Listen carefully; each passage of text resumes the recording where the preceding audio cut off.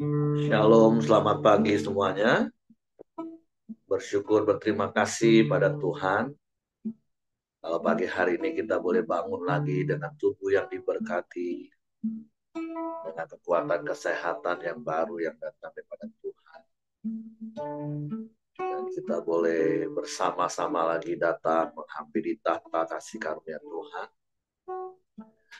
Menaikkan pujian, syukur, penyembahan kita bagi Tuhan. Sebab Dia Allah yang ajaib, Dia yang layak dipuji, Dia yang layak disembah. Biarlah hari ini kita datang dengan hati yang rindu untuk terus dapat menikmati hadirat Tuhan, menikmati lebih dalam lagi hadirat Tuhan.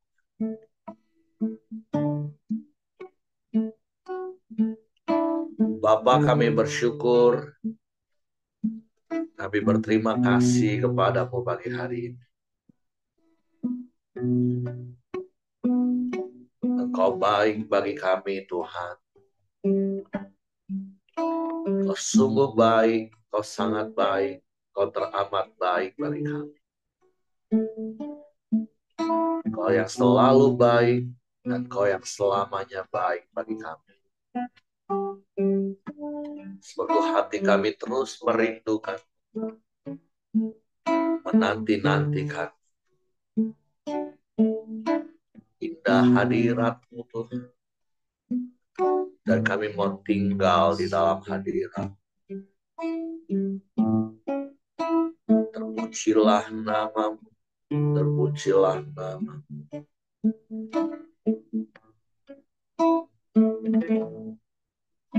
Satu hal yang ku rindukan, ya Tuhan, selalu berada di dekat-Mu dengan segenap hati, dengan segenap jiwa. Ku menanti di hadirat-Mu. Satu hal yang ku rindukan, ya Tuhan, selalu berada di dekat-Mu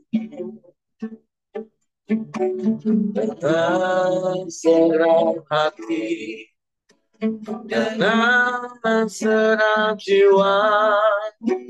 Ku menanti di hadirat-Mu. Lebih dalam lagi ku rindukan Tuhan, lebih dari segala yang ada.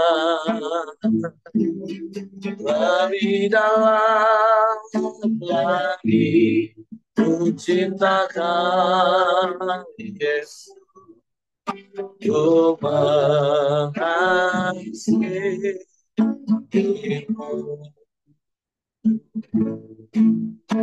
Satu hal yang ku rindukan, ya Tuhan, amin, selalu berada di dekat-Mu dengan segenap hati, dengan segenap jiwa. Ku menanti di hadirat-Mu. Lebih dalam ku rindukan Tuhan, lebih dari segala yang ada.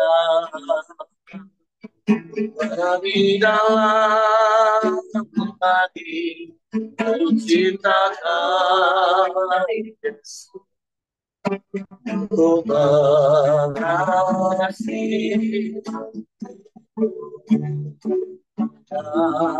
Lebih dalam lagi rindukan lebih dari segala lebih dalam lagi ku cintakan Yesus, ku mengasihimu, ku mengasihimu,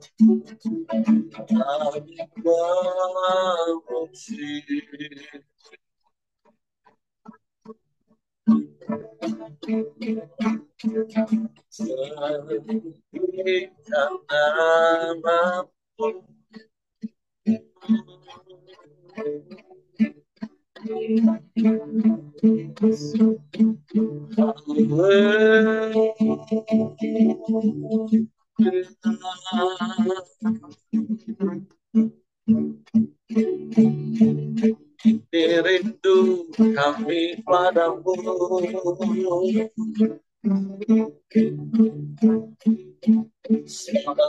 segala-galanya bagi kami. Setiap kami terus menanti-nantikanmu, merindukanmu Tuhan.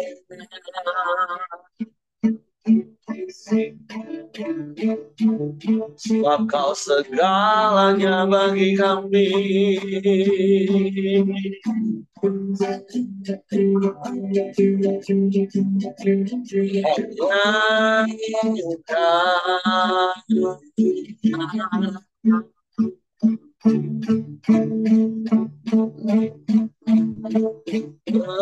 Terpujilah namamu,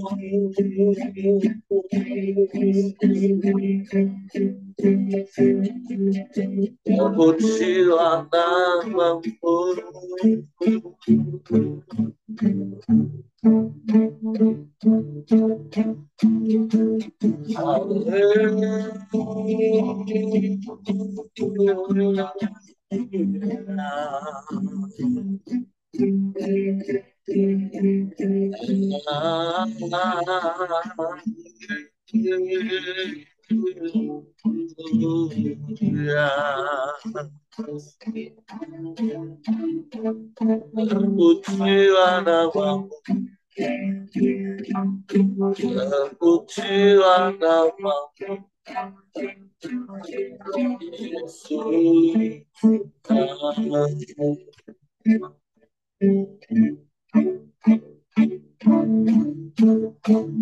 Ya Allah baik,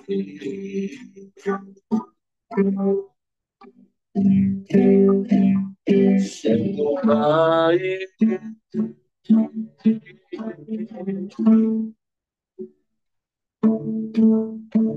teramat baik,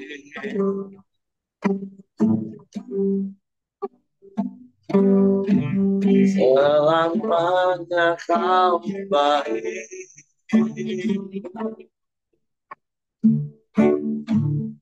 Tiada yang sepertimu,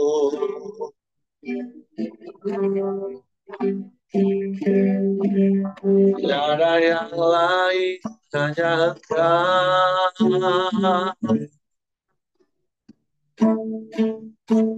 terpujilah namamu,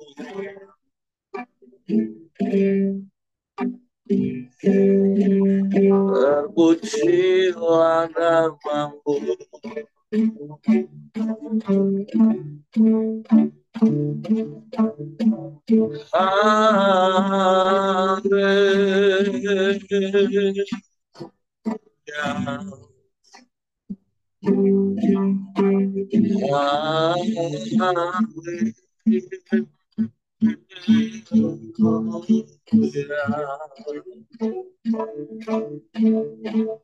Kami sembah Kau, kami sembah Kau, kami puji.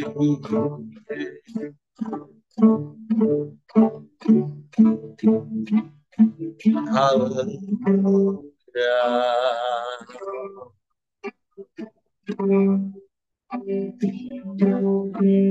Ajaib Engkau, Allah yang dahsyat, Allah yang hebat, Allah yang luar biasa.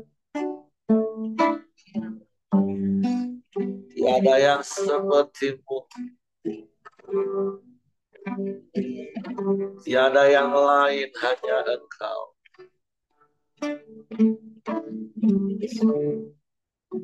Hanya kepadamu hati kami percaya.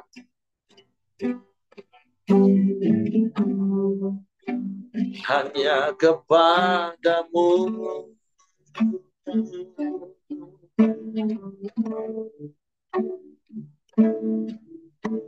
Terima kasih.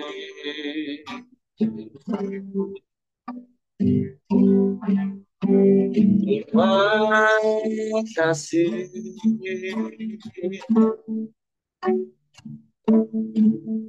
Terpujilah namamu.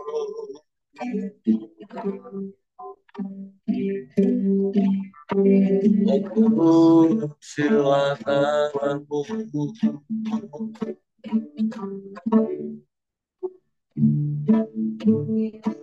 Haleluya.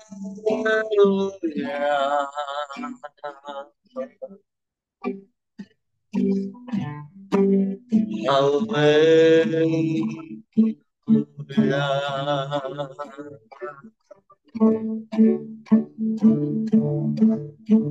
Terpujilah namamu.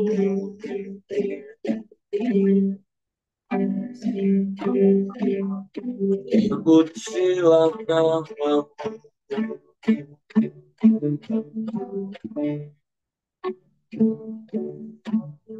Terima kasih.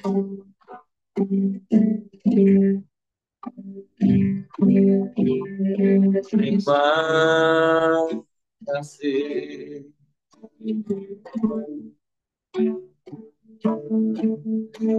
Ajaib Engkau Tuhan. Tidak ada yang lain dan tidak ada yang sama seperti-Mu. Hanya Engkau satu-satunya. Dan tidak ada yang lain. Sebab itu hati kami terus merindukan. Kami mau terus tinggal di dalam, menikmati hadirat, menikmati semua yang terbaik yang ada padamu, yang terus Kau nyatakan dan Kau limpahkan dalam hidup kami. Terima kasih. Terima kasih. Haleluya.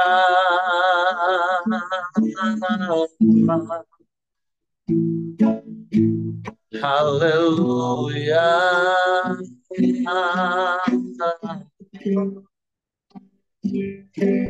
Terpujilah namamu. Terpujilah namamu. Terpujilah namamu, Yesus Tuhan, yang layak dipuji,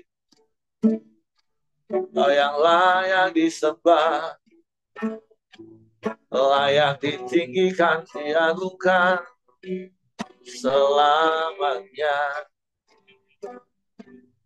Haleluya, haleluya, haleluya, haleluya. Terpujilah namamu, terpujilah namamu. Terima kasih. Haleluya. Engkau baik, sungguh baik, sangat baik, teramat baik Engkau bagi kami. Tidak ada yang lain selain Engkau. Engkau Allah yang setia.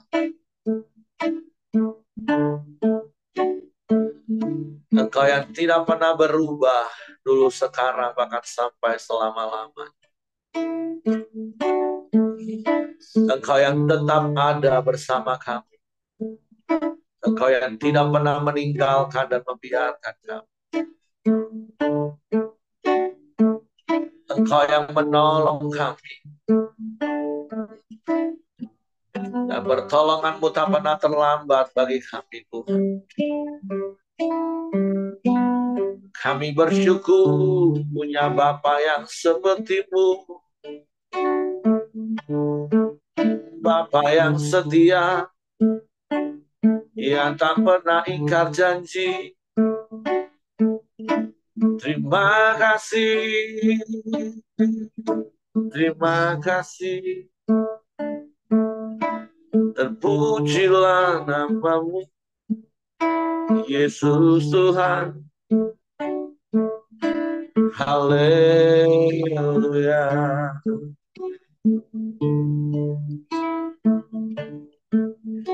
Haleluya.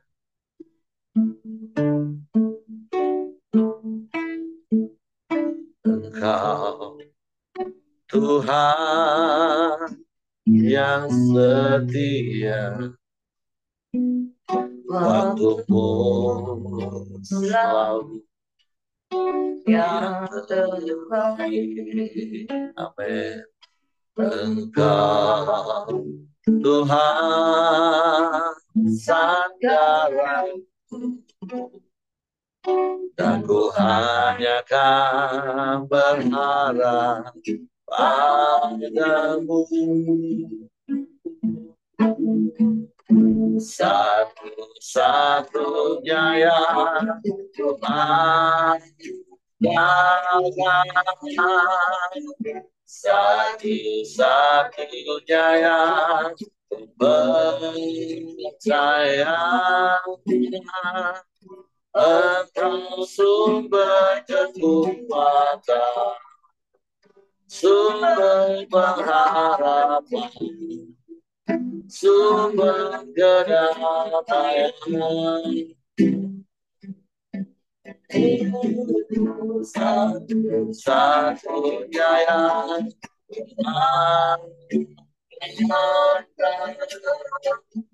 satu-satunya yang percaya. Engkau Tuhan memberkati, Tuhan menyembuhkan, Tuhan memberi.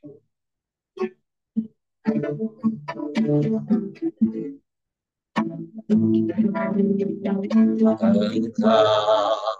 Tuhan yang setia, waktu-Mu selalu yang terbaik. Engkau Tuhan sandaranku, yang hanya kan berharap padamu. Amin. Satu-satunya yang ku andalkan, satu-satunya yang ku percaya, Engkau sumber kekuatan, sumber pengharapan, sumber kedamaian. Satu-satunya yang ku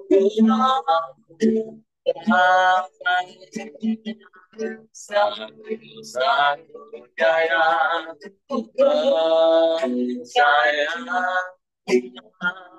Engkau Tuhan memberkati, Tuhan penyembuhku, Tuhan pemulih. Satu-satunya yang andalkan, satu-satunya yang ku percaya, Engkau sumber kekuatan, sumber pengharapan, sumber kedamaian. Satu-satunya yang ku andalkan, satu-satunya yang ku percaya, Engkau Tuhan memberkati, Tuhan penyembuhku, Tuhan pemulihku.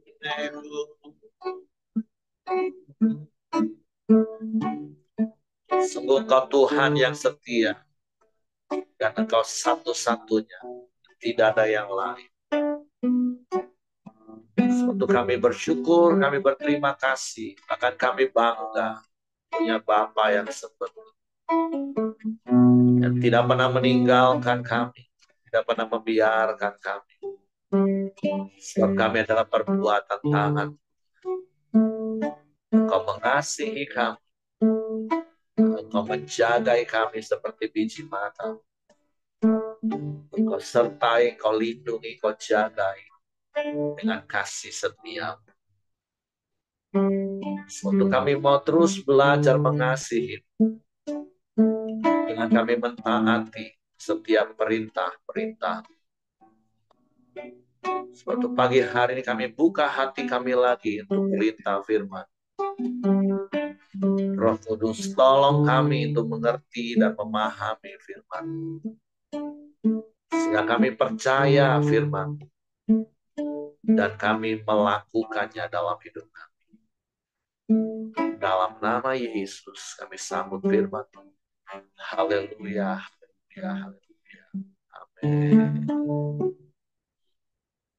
Oke, silakan istriku. Shalom Bapak Ibu, selamat pagi. Kita hari ini ada di kitab Ratapan pasal yang kelima. Kitab terakhir hari ini Ratapan 5. Kita baca dulu dengan judul perikop, doa untuk pemulihan. Ingatlah ya Tuhan, apa yang terjadi atas kami.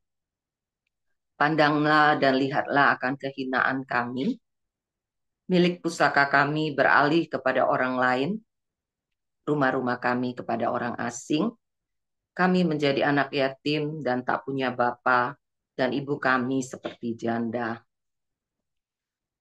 Air kami minum dengan membayar. Kami mendapat kayu dengan bayaran. Kami dikejar dekat-dekat. Kami lelah Bagi kami tak ada istirahat.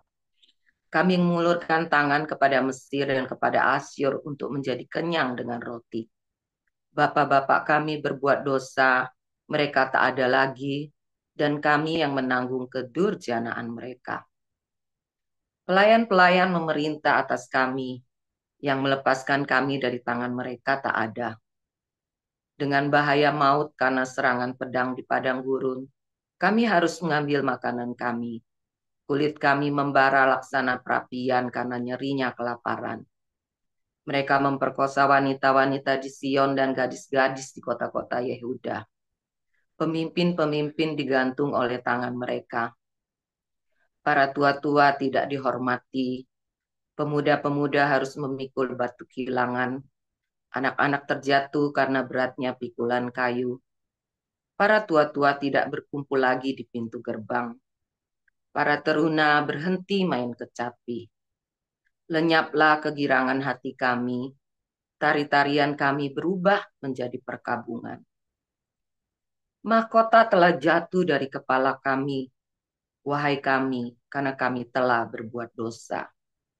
Karena inilah hati kami sakit, karena inilah mata kami jadi kabur.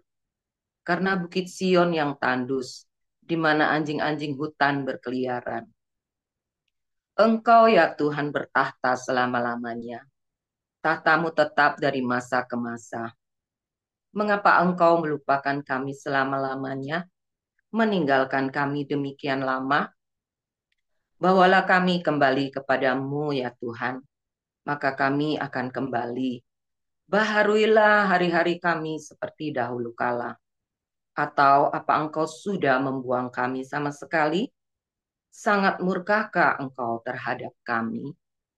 Nah, Bapak Ibu, kitab ratapan ini ditulis, dipercayai bahwa memang Nabi Yeremia yang menulisnya, dan terdiri dari 5 pasal. Ini disusun seperti syair ya, seperti syair puisi yang disusun berdasarkan abjad Ibrani. Kalau kita perhatikan di pasal 1 sampai pasal yang kelima, kecuali pasal yang ketiga, itu terdiri dari 22 ayat yang disusun berdasarkan abjad Ibrani yang terdiri dari 22 huruf. Nah, khusus yang di ratapan yang ketiga itu 66 ayat. Jadi dia disusun dari abjad itu 3 kali. Nah, dari ratapan 5 ini juga di ratapan 3 kita melihat di situ Yeremia mewakili. Kalau di ratapan yang kelima Yeremia berdoa syafaat bagi bangsanya dan dia mengatasnamakan dengan kata kami. Di sini akan kita lihat banyak, tadi kita sudah baca, itu kami, kami. Tapi di pasal yang ketiga, dia membawa dirinya secara pribadi, itu dengan kata aku. Aku. Padahal kita tahu bahwa Yeremia itu tidak tinggal di Babel. Dia ketika kita membaca kisah di Yeremia 40, ketika Yeremia dihadapkan pada pilihan apakah dia akan ikut ke Babel atau dia akan tetap tinggal di tanah Yudea pada saat itu, dan dia memilih bersama-sama dengan sisa-sisa orang yang sangat miskin dan beberapa orang ketika waktu itu Gedalia yang memimpin di tanah itu, dan terjadi pemberontakan oleh Ismail dan akhirnya Yohanan membawa mereka sisa yang ada itu ke Mesir, itu termasuk Yeremia ada di dalamnya, dan Yeremia itu tinggal di Mesir sampai akhir hidupnya, dia pun meninggalnya di Mesir. Nah, luar biasanya Bapak Ibu, betapa hati Yeremia itu sangat sangat dia sungguh-sungguh pribadi yang kalau semalam kami mendapatkan satu kata yang saya merema adalah tentang pengabdian. Betapa Yeremia itu adalah seorang nabi yang sungguh sangat mengabdi. Sekalipun dia tidak tinggal di Babel, tetapi ketika kita baca dari hasil tulisannya, betapa dia sangat konsen kepada bangsa ini. betapa dia terus menubuatkan dan mengingatkan untuk bangsa ini tetap kembali kepada Tuhan, untuk terus mengaku dosa. Seperti di ayat ini juga dia berdoa syafaat supaya bangsa Israel bisa dipulihkan. Betapa Yeremia adalah nabi yang dia terkenal dengan nabi yang meratap.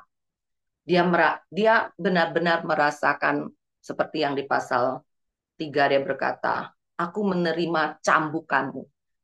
Seperti kita ingat Yesus, ketika apa yang Yesus lakukan itu bukan atas dasar dosanya, atas bersalahnya. Demikian juga yang dialami oleh Yeremia. Yeremia tidak bersalah. Yeremia diminta, diutus Tuhan untuk terus memperingati bangsa Israel. Tetapi dia mengalami penderitaan itu, sekalipun dia di negara lain, dia di Mesir. Tapi hatinya, jiwanya mengalami itu semua. Nah, belajar dari kitab ratapan ini, Yeremia meratap seperti orang yang benar-benar menangisi, seperti kita kalau pergi ke pemakaman melihat orang menangis, orang-orang yang kita kasihin meninggal. Itulah yang dilakukan oleh Yeremia.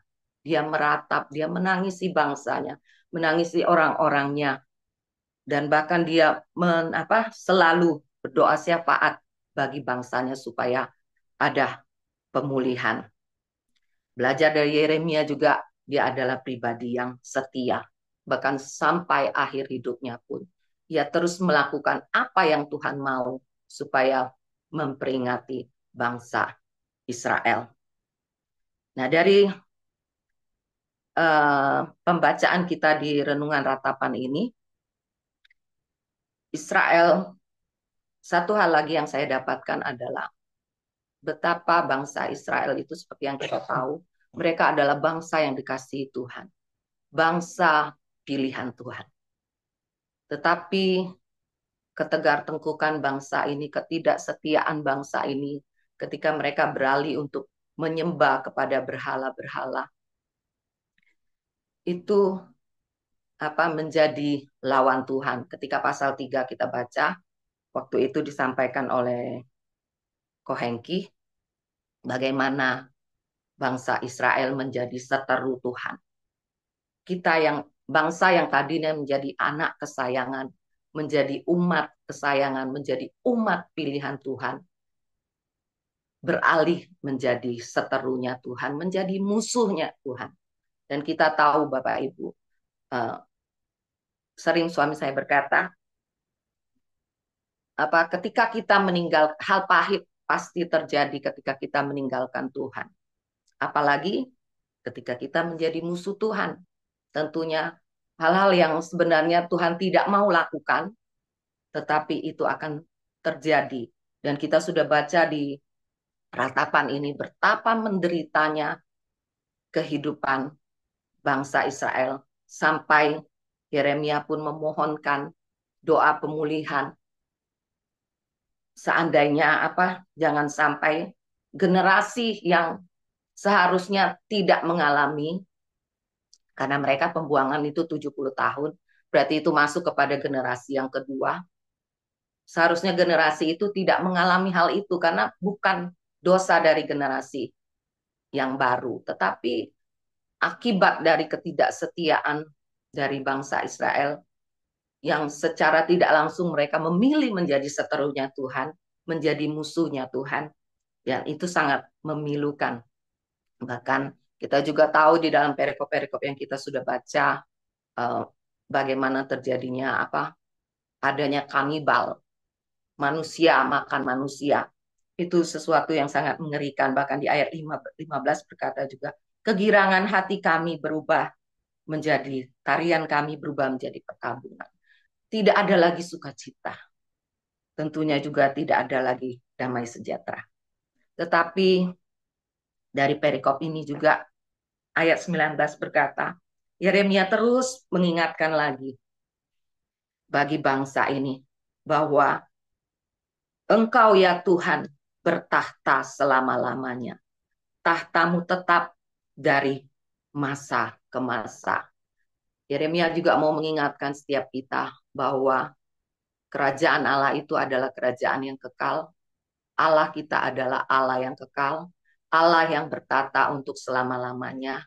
Yang tentunya ketika dia yang menjadi raja, dia yang menjadi Tuhan atas hidup kita, biarlah dialah yang terus berdaulat atas setiap hidup kita.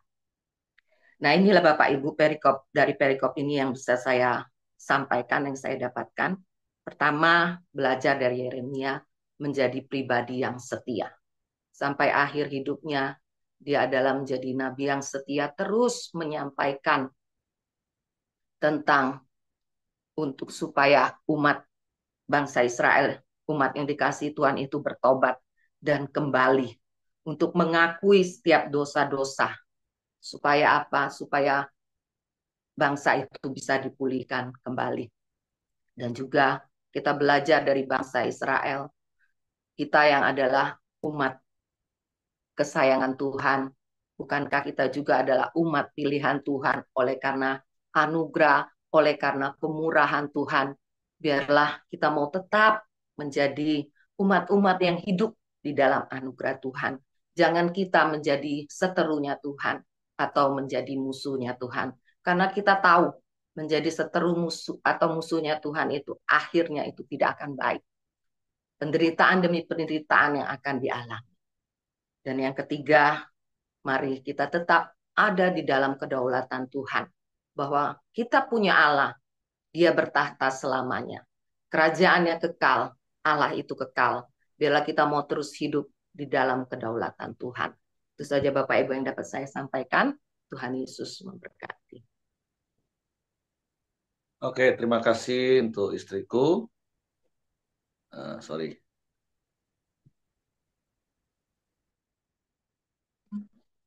Ya, jadi hari ini di akhir dari kitab Ratapan ini kita kembali diingatkan seperti apa yang saya katakan di awal ketika kita masuk di kitab Ratapan.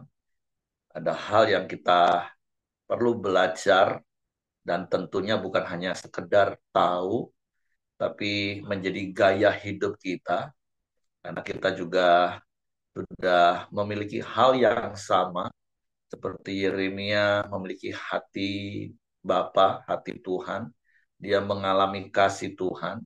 Dan bukankah Paulus kepada jemaat di Roma, dan itu adalah juga menjadi firman bagi kita, bahwa kasih Allah itu sudah dicurahkan dalam hidup kita. Ketika kita menerima anugerah keselamatan itu, biarlah kita memiliki hati seperti hati Yeremia yang adalah hati Bapa, yaitu hati yang terus mengasihi jiwa-jiwa. Bahkan yang seperti istri saya tadi katakan, kita setia sampai akhir hidup kita.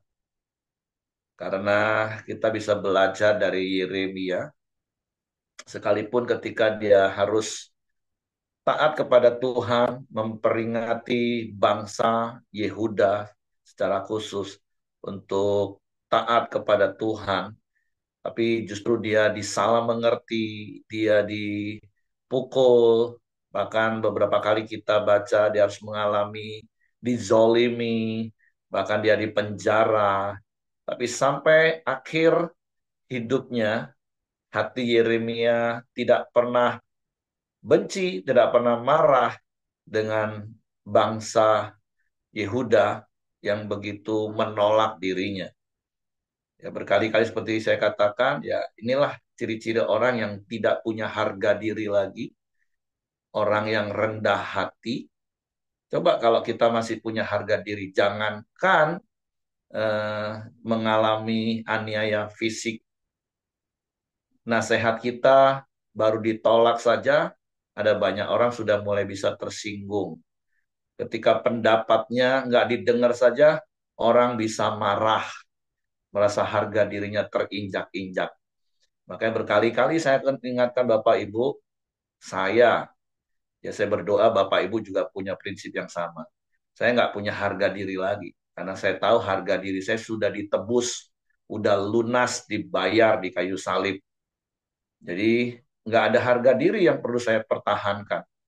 Karena teladan hidup saya dan tentunya teladan hidup kita semua, Yesus, harga dirinya pun sudah sampai di titik nadir yang paling nol, mungkin minus malah.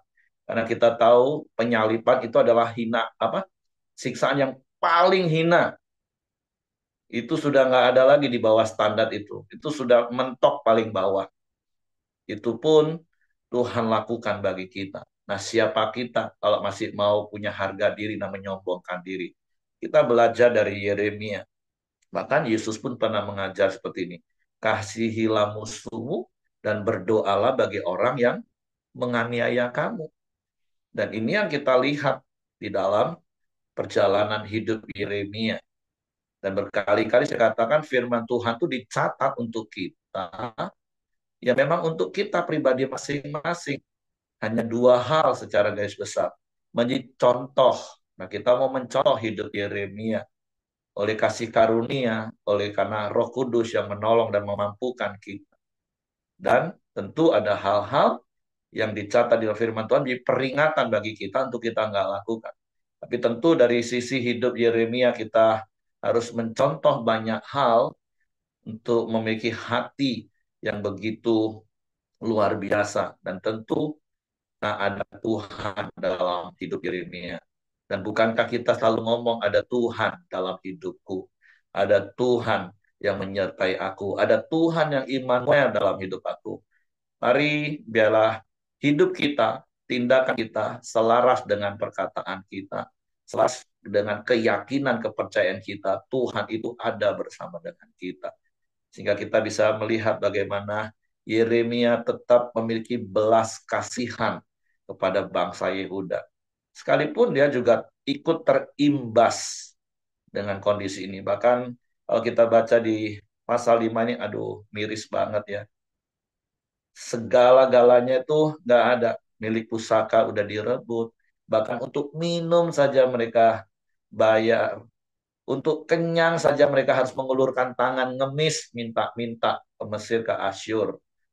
Jadi dalam kondisi seperti itu pun, Yeremia masih mikirin bangsanya. Nggak egois, nggak mikirin diri sendiri. Apalagi sampai marah-marah. Tulah, syukurin. Nah, tulah, ada dengerin aku. Nah, kau, makanlah tuh kekeras kepalaanmu. Enggak seperti itu. Nah, itu yang perlu kita belajar. Dan sekali lagi saya percaya ketika kita memahami firman itu sebagai kebenaran, kebenaran itu memerdekakan kita, ya kita akan lakukan firman. Makanya betapa kita ini butuh perenungan siang dan malam akan firman. Sampai firman itu ngeh gitu nah dalam hidup kita. Karena kalau kita belum ngeh firman Tuhan, ya memang sulit.